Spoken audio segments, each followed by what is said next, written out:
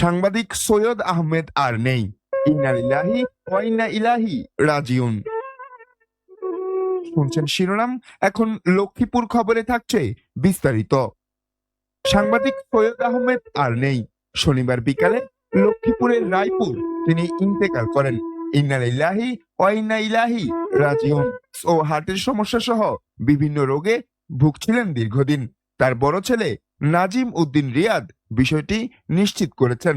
তিনি জীবিত থাকা অবস্থায় দৈনিক আজকালের খবর পত্রিকার রায়পুর উপজেলা প্রতিনিধি ও স্থানীয় রায়পুর প্রেস ক্লাবের সাবেক সহসভাপতি ছিলেন। বিকেলে সংবাদ সংগ্রহ করতে গিয়ে তিনি স্ট্রোক করেন।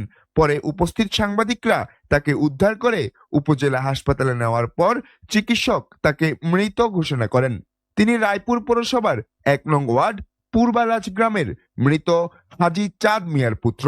ব্যক্তিগত জীবনে তিনি স্ত্রী, ৩ ছেলে, ১ মেয়ে, আত্মীয়স্বজন ও অসংখ্য গুণগ্রাহী রেখে গেছেন।